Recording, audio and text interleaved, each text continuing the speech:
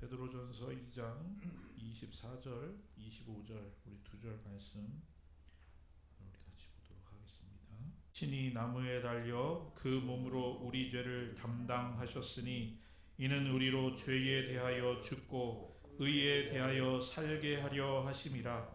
그가 채찍에 맞음으로 너희는 나음을 얻었나니 너희가 전에는 양과 같이 길을 잃었더니 이제는 너희 영혼의 목자와 감독 되신 이에게 돌아왔느니라.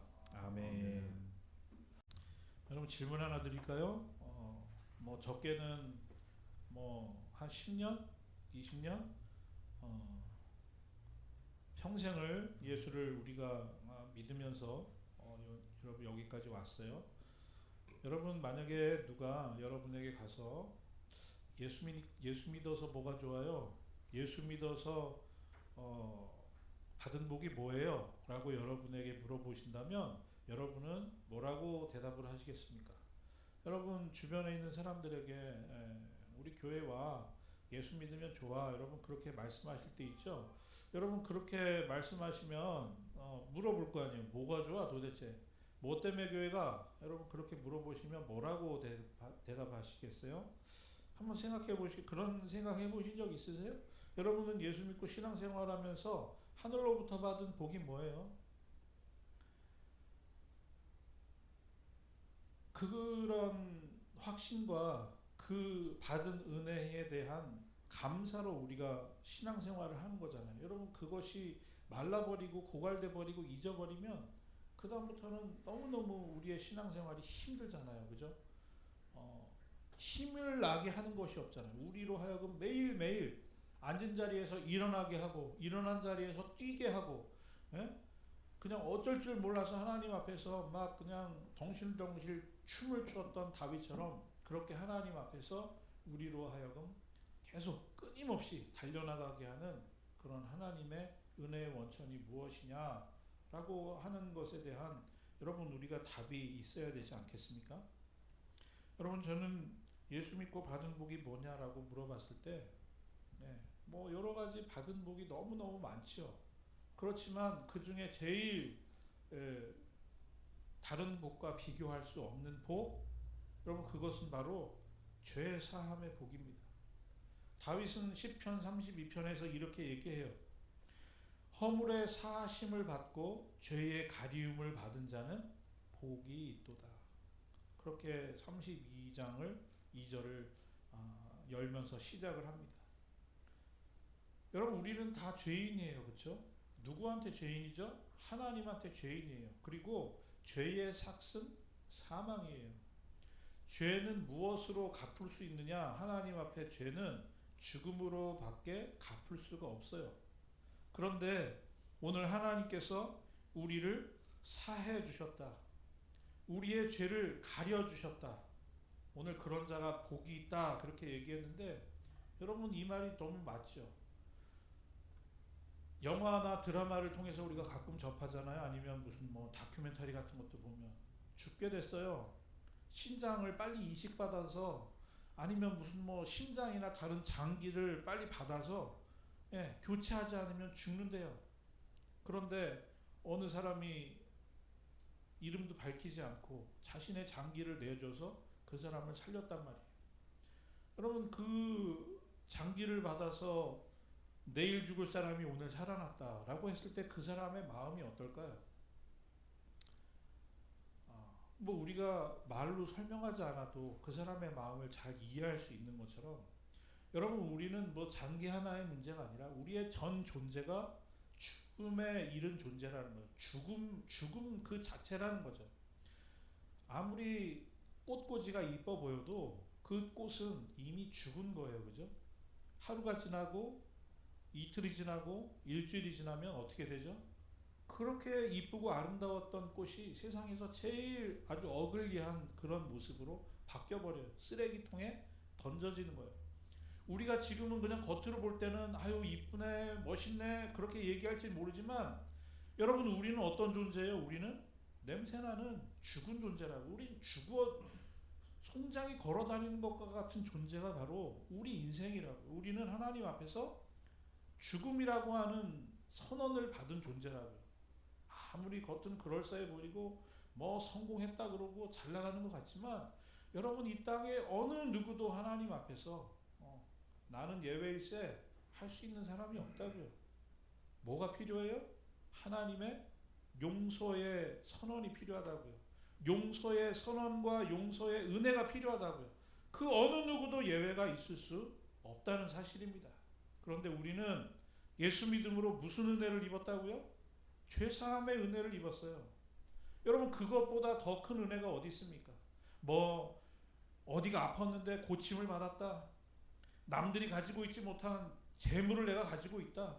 명예를 가지고 있다. 여러분 우리의 목숨이 끝났는데 우리가 죽은 존재인데 다른 그 무엇이 무슨 의미가 있습니까? 그래서 예수님은 네 생명을 잃으면 세상의 모든 것을 가져도 뭔 소용이 있냐? 예수님이 그렇게 우리에게 반문하시잖아요. 예수 믿고 받은 은혜, 그것은 바로 죄 사함의 은혜입니다. 그렇죠? 그 은혜 때문에 오늘 우리가 이 자리에 있는 거예요. 오늘 이 좋은 시간, 이 귀한 시간 쉴 수 있고 뭐 우리의 육신에 어떤 즐거움이 있을 수 있는데 우리가 오늘 이 자리에 왜 오죠? 그 살려주신 하나님이 감사해서. 여러분 우리가 왜 귀한 물질을 성별해야 되고 우리의 시간과 우리의 은사를 들여서 하나님 앞에 나아가죠? 그 은혜를 생각하면 자리에 앉아있을 수가 없는 거예요. 우리의 입술을 열어서 우리의 몸을 들어서 하나님을 찬양하지 않을 수 없는 거예요. 그런 하나님을 생각하면 너무너무 감사한 거예요. 여러분 그것이 여러분의 신앙생활의 유일한 원동력이 될 수 있기를 바랍니다.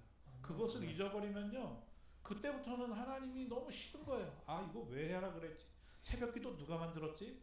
아 헌금은 이건 누가 드리라 그런 거야? 예배는 도대체 왜 하는 거야? 여러분 그런 생각이 들기 시작하는 거죠.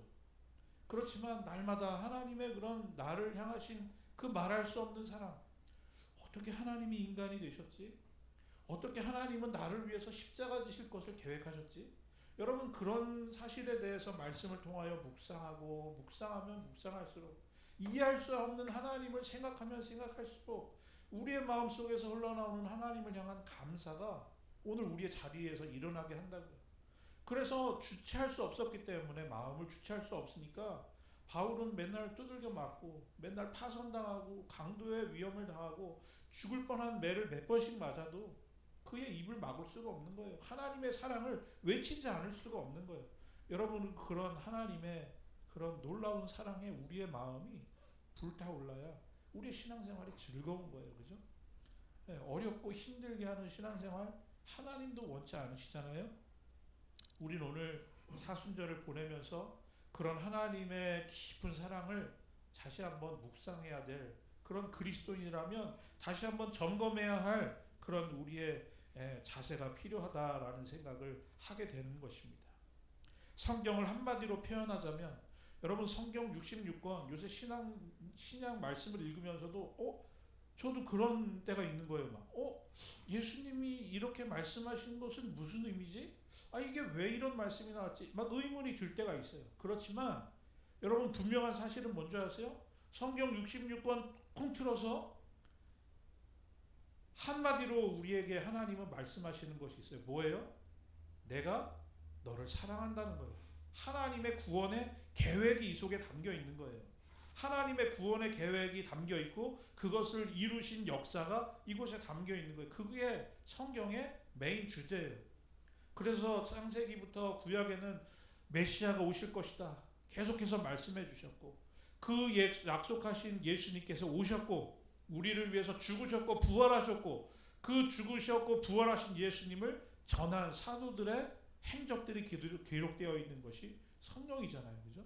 성경을 꼭꼭 짜서 한마디로 얘기한다 그러면 그것은 바로 하나님께서 우리를 살려주시기 위한 역사예요. 하나님의 일하심이에요.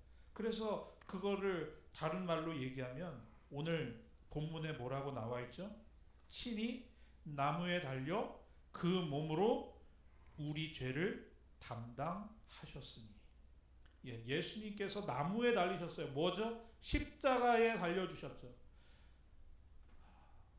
하나님의 최고의 지혜의 선물, 우리를 향하신 하나님의 선물 십자가의 목적은 바로 우리를 살리기 위하심이라는 사실입니다. 그래서 우리로 하여금 하나님 나라를 주시기 위해서, 여러분, 하나님 나라, 우리가 가난해도 또 뭐 우리의 몸에 어떤 불편함이 있어도, 세상적으로 명예가 없어도, 여러분, 하나님 나라 갈 수 있지만 절대로 갈 수 없는 조건이 있는데, 그것은 바로 죄를 가지고는 갈 수 없다는 거예요. 죄가 있으면 하나님 앞에 합당하심을 받지 못한다는 거예요. 그런데 오늘 우리 예수님께서 우리의 죄를 친히 담당해 주시기 위해서 나무에 달려 주심으로 우리가 죄에 대하여 죽고 의에 대하여 살게 하셨다. 오늘 그렇게 베드로 전서를 통해서 우리에게 선언해 주시고 있습니다. 그래서 예수 그리스도의 십자가의 보혈로 우리의 죄가 완전히 씻긴 것을 이렇게 표현합니다. 오라, 우리가 서로 변론하자. 너희의 죄가 주홍 같을지라도 눈과 같이 희어질 것이요 진홍같이 붉을지라도 양털같이 되리라. 오늘 그렇게 하나님이 말씀합니다. 변론하자는 거야. 변론. 너희들 와봐, 나랑 한번 얘기해보자. 하나님의 답답한 심정이 있는 거죠. 우리의 인생이 십자가에서 흘려주신 예수 그리스도의 보혈로 말미암아 씻김을 받았다. 여러분, 이것에 대한 분명한 믿음과 확신이 없으면요, 우리의 믿음 생활, 우리의 신앙 생활은 의미가 없는 거예요. 한 발자국도 앞으로 나갈 수가 없는 거예요. 우리의 믿음 생활의 첫 발은 바로 이 믿음의 고백에서부터 시작된다고 하는 사실입니다. 그런데 문제가 뭐냐면, 자꾸만 사탄이 우리의 마음속에 속삭여요. 뭐라고 속삭여요? 우리의 양심을 자꾸만 건드려서, 야, 그래도 그렇지, 너의 모습을 한번 봐. 응? 너가 어떻게 하나님 앞에서 구원을 받기에 합당한 존재인가, 한번 너의 모습을 봐. 자꾸만 사탄이, 마귀가 송사하죠. 여러분, 거기에 속으면 안 돼요. 우리가 죄의 뻔뻔함을 가지고 있으라는 말씀이 아니라, 오늘 예수님께서 오늘 말씀을 통해서 우리에게 말씀하시는 것처럼 친히 나무에 달려 우리의 죄를 담당해 주셨다는 사실을 우리로 하여금 잊지 말라고 말씀해 주시고 있는 겁니다. 이제 5월이 되면요, LA, 요번에는 미국 넓잖아요. 어디서 할지 매일 싸워요. 좀 가까운 데서 자기네가 하고 싶으니까. 근데 LA가 많으니까 요번에도 미주연회를 작년에는 알래스카에서 했었거든요. 욕을 엄청 많이 했어요, 사람들이. 알래스카 거기 몇 명 있지도 않은데 거기까지 오라 그런다고 확 그랬는데, LA에서 동산교회라고 LA에 있대요. 저 못 가봤는데 5월에 동산교회에서 연회를 해요. 미국에 있는 이제 감리 목사님 다 모이는데, 연회를 하면 제일 연회를 통해서 하이라이트가 뭐 여러 가지 회무도 해야 되고, 또 작년에 뭐 요번에 은퇴하신 목사님들, 또 돌아가신 분들, 뭐 그런 분들 위해서 또 예배도 드리는 시간도 있고 있지만, 제일 하이라이트는 목사 안수식이죠. 목사 안수식. 지금도 잊어버릴 수가 없어요. 2004년 4월 14일 날 제가 안수받았거든요. 저는 강원도에 있었기 때문에, 강원도는 동부연회, 우리는 미주연회고, 춘천 중앙교회에서 제가 안수받았는데, 그 전날 이제 회무가 다 끝나고, 이제 그 다음날 이제 점심 시간 이후에 목사 안수식이 있는데, 목사 안수를 받는 사람들은 다 남아요. 밤에 남아서 연습을 해요. 이제 예식이니까 예식이 경건하게 잘 치러지기 위해서 동선 같은 것도 이렇게 체크하고 그래요. 그래서 자, 이름을 부르면 안수자가 이렇게 강단에 나와서 무릎을 꿇습니다. 배우자는 그 뒤에서 뭐 무릎을 꿇고 앉습니다. 뭐 이런 식으로 동선을 다 정해요. 다 하고 뭐 이제 실제 해보고, 그리고 이제 이렇게 모였어요.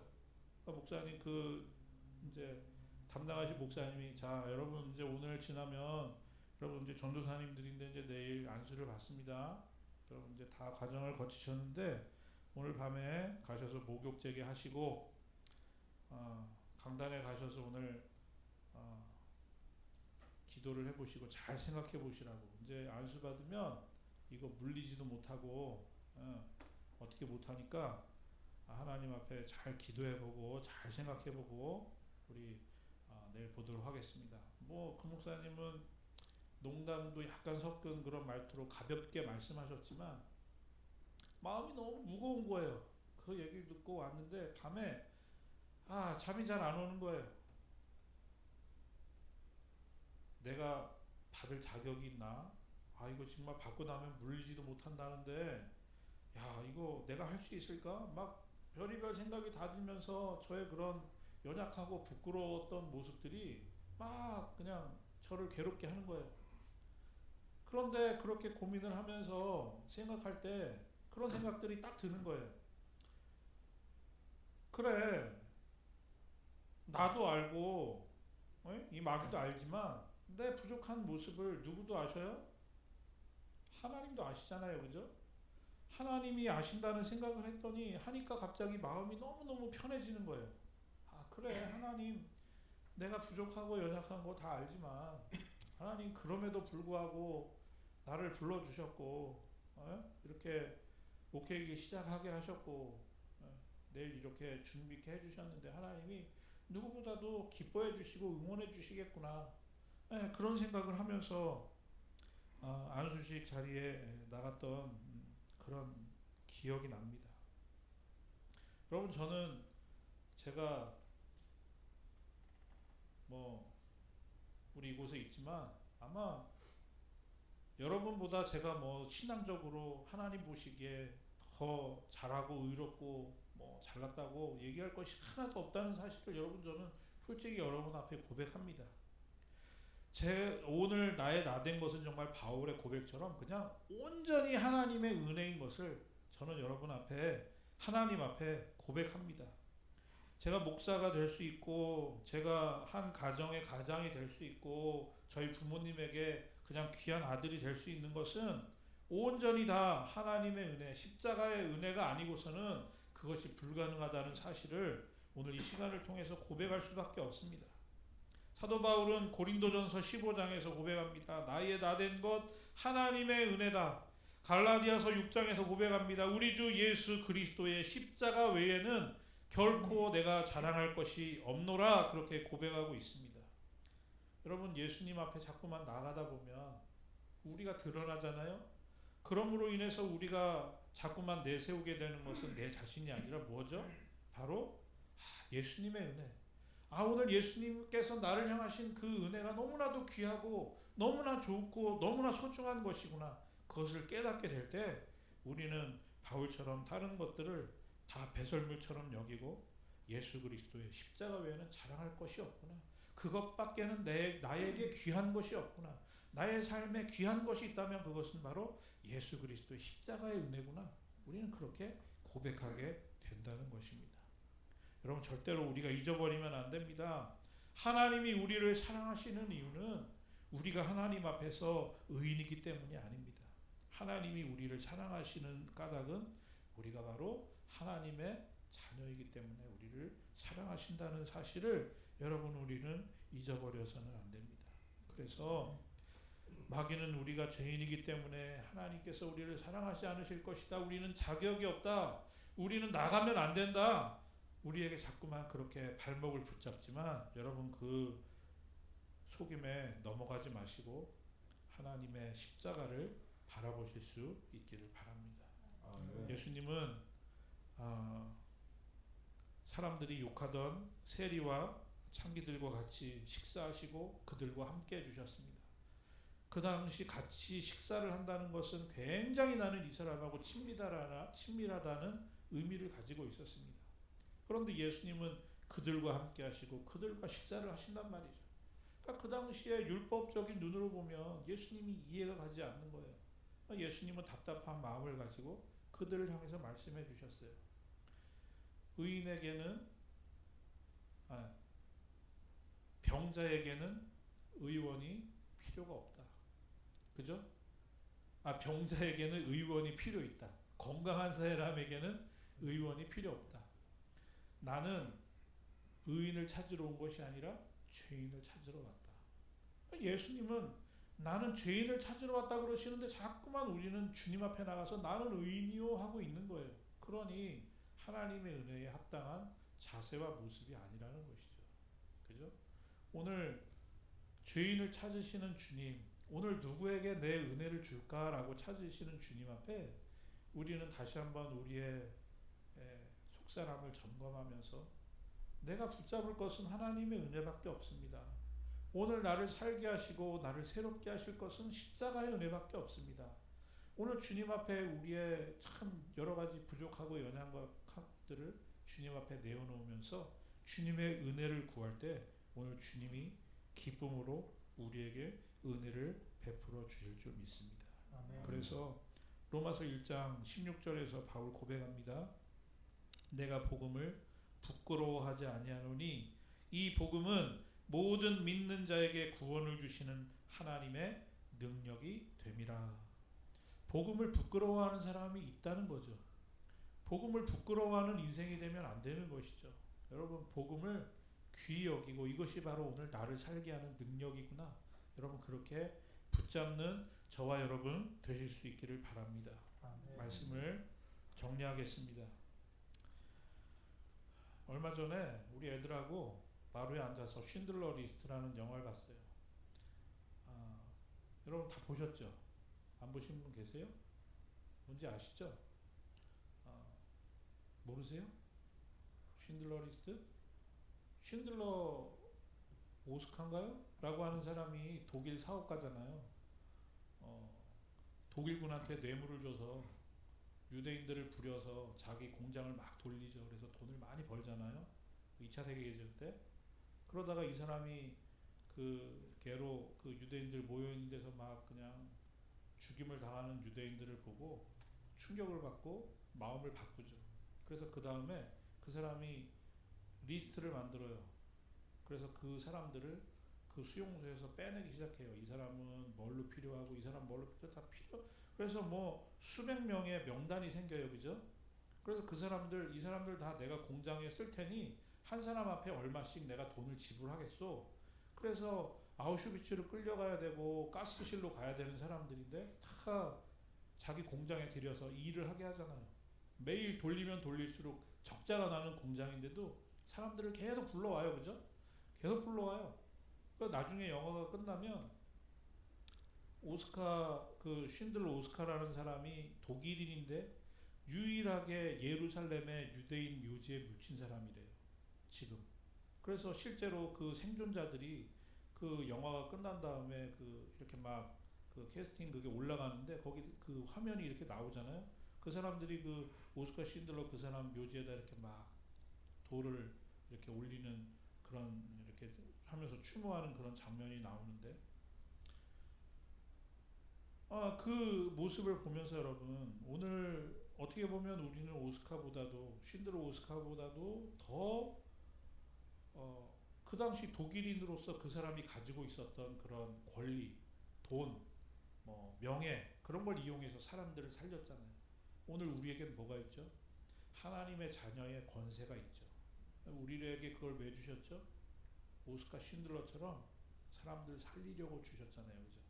나만 오늘 하나님의 은혜 때문에 기쁘고 감사한 삶을 살아라 말씀하시는 것이 아니라 나를 통하여 많은 사람들에게 그런 십자가의 죄사함의 은혜를 나눠주기를 하나님이 원하신다는 사실을 여러분 우리가 꼭 이 사순절을 통해서 기억해야 된다는 사실이죠. 그래서 우리가 찬양하는 것처럼 하나님의 마음이 가 있는 곳에 하나님의 눈길이 가 있는 곳에 오늘도 하나님의 발걸음이 가 있는 곳에 우리가 가야죠. 하나님의 관심이 없는 곳에 자꾸만 우리가 가면 안 되고 하나님의 눈길은 오른쪽으로 가는데 자꾸만 우리 왼쪽으로 가면 안 되죠. 오늘 하나님은 바로 오늘 이 십자가의 은혜를 필요로 하는 그런 사람들을 향해서 가 있다는 사실을 우리가 기억하고 그 사람들을 위해서 마음을 쓰고 우리가 그들을 위해서 기도하고 여러분 우리의 발걸음이 그들을 향할 수 있으면 좋겠습니다.